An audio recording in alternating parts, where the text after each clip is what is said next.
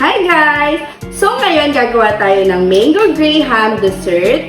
Wala lang, naisip ko lang kasi napakainit at marami tayong mango. O, diba? Galing to sa bundok nila Papa J. So para lang may twist, naisip ko na magkaroon ng Q&A para naman masaya, exciting paggawa ng graham. O, diba? Para mas sweet, mas masarap, walang panik. So ayun, let's start. Meron ako ditong M.Y. Sand Grahams. And then, meron din tayong Nestle Cream and Alaska Condensed. And, ang ating pinaka-main ingredient, ang mango. Diba? Masarap na mango ang gagawin natin. So, let's start.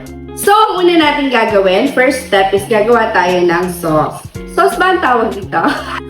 Basta yun, yung mixture ng Nestle Cream and then ng condensed. So, let's do it! Okay, pwede kayo magtanong, guys. Ang magtatanong pala sa akin yung mga baby girls ko. Dito kami, guys. Yes! So, let's start! Pwede na kayo magtanong. First question. First question.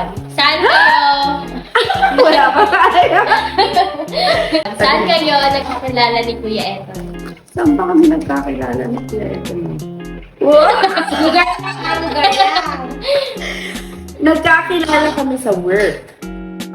Sa Maxima, diba? Very meaningful ang work ko sa Maxima. Tsaka, syempre, work niya.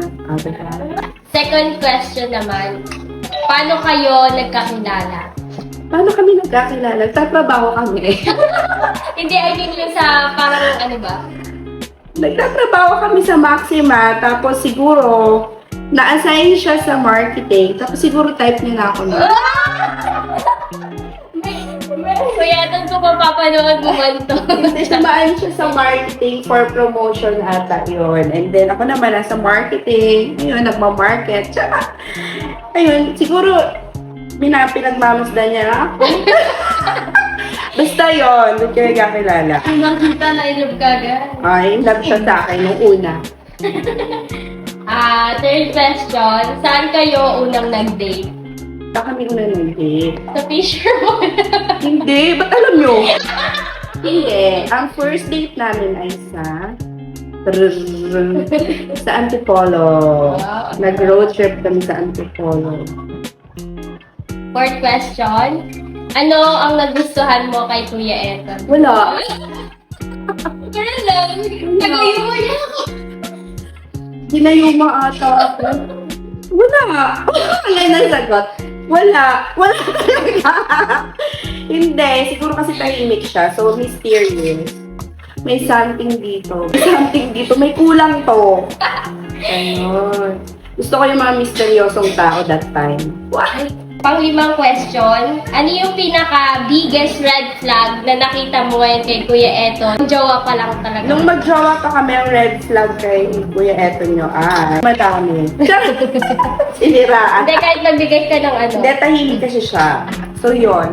Parang nakikita mo sa kanya, nonchalant siya, gano'n. Oo. Hindi siya palakibo. Pipi siya. So, okay. Nahirapan tayo buksan yung condensed. So, ito na ilalagay na natin siya. So, nag-iisip sila ng question. Hindi sila prepared. Sabi ko Ulit ni Kuya Eton magkaanak ka na isa papayag ka ba daw? Malay mo, girl na! ayoko. Minimix na natin siya, guys. Ayaw niya daw. Ayoko. Ayoko nga. Ayaw niya na. Naging kayo ba agad or naligawan ka ng matagal ni Kuya Eton? Matagal. Kasi komplikado. Tiyara! Wala. Matagal. Kasi ang daming complications. So, talagang pinag-isipan at pinaglaban. Pinaka-memorable na binigay sa'yo ni Kuya Eton? Like gifts, ganon? Wala mo kasi siya. Sama ng loob? Sama ng Hindi loob? kasi siya hindi siya mabigay na tao. Malabot siya. So, hindi siya kasi sweet. Siguro, yung flower, kasi mabibilang lang sa isang panadok kung ilang beses siya nagbigay ng flower. So, siguro 3 beses pa lang siya nagbigay ng flower. So, ayun. Oy! So, guys, ginagawa ko na siya mango. Oh! I want to taste Ano this rin yung one. pinaka-best memories nyo ang dalawa ni Kuya Eton? Ayaw? Best memory niya siguro yung mga road trips. Kasi mahilig kami ni Kuya mag-road trip. Noong panahong may pera pa kami at single pa kami. So, ayun. Ngayon wala nang road trip. Broom, broom, skirt, skirt. So, ka-importante sa'yo si Kuya Eton. Oh, kasi importante na mga anak ko ganon. Appear! Very good. So, maglalagay na ako ng NYs and Grahams. Okay, layer natin siya. There you go. Bakit sa tingin mo importante ang bonding at communication niyo sa isa't isa? Pa-serious na tayo, guys. Yeah. Importante yun kasi mahalaga yun. Kasi syempre, kapag nagkakaintindihan, ano nga ulit? Ano guys, napaka-importante yun. As an advocate for... Hindi mo kaya. Importante siya kasi syempre para kasi ang pagsasama, lagi kayo nagkakaintindihan, kayo nag-aaway. Kasi pag may good communication ng mga mag-jowa, mga mag-asawa, hihira yung pag-aaway, yung misunderstanding. Kasi nga, parehas kayong nagkakaintindihan, as simple as that. Tsaka isa sa mga siguro mga paraan para maging healthy ang communication is yung bonding talaga. I would say na seryoso na ba tayo dito? Yeah. Na napaka-importante ng bonding sa mag-asawa. As a family, but as a couple also, or as a mag-jowa. Sino ang pinagseselosan mo? Name-drop yan. From communication and bonding to jealous, wala naman. Siguro yung okay ka na ba dyan, ha? Siguro yung pinagseselosan ko is oras at sitwasyon ang kaagaw ko sa kanya. But other than that, wala naman. Uy! May kumukupit na bata! Bakit ka nungupit? Thank you! Next! Hoy! Hindi ko nalagyan ng mango! Yan! Kaya mo na sa susunod na lang. Damihan na lang natin yung mango sa susunod. Yan, nandito na. Next! Anong tanong ang nahihiya at natatakot kang itanong sa kanya? Full sa pera siguro. Kasi, alam niyo naman, wala tayong work. So, yun, medyo nahihiya tayo pag usapang pera. Pag, kunwari, nasa-short ako or kailangan ko na ito ng additional budget, mga ganon. Seryoso kasi yun kasi pera. So, talagang nahihiya ang lola niyo. Lagay tayo ng mango. So, dadamihan natin dito kasi nakalimutan natin maglagay ng mango sa first layer. Pang 3 layer na ako, guys. Yung malayo si Kuya Eton, ano yung nararamdaman mo?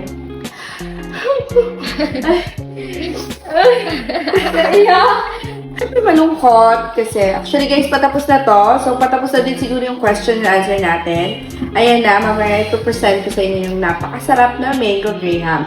So, to answer your question, ladies and gentlemen, what I feel right now is sadness and longing because I miss my husband very much. And as well as the children, they miss their papahan so much. So, ayun, malungkot siya in a way na malayo kami sa isa't isa. But, at the same time, dire-diretso yung sagot! Rapper ka! At the same time, masaya kasi syempre, medyo umokay-okay na yung ating pamumuhay. Nabibili na natin yung mga hindi natin nabibili.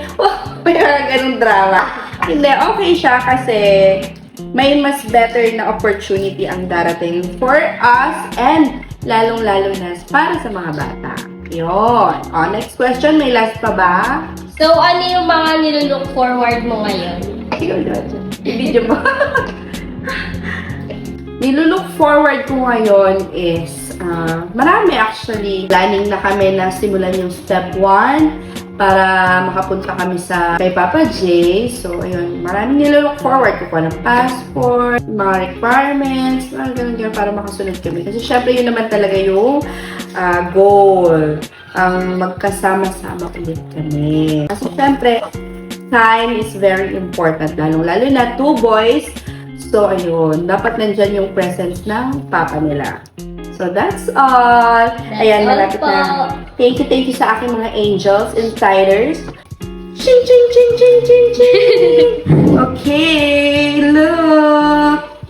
This is the final mango graham dessert.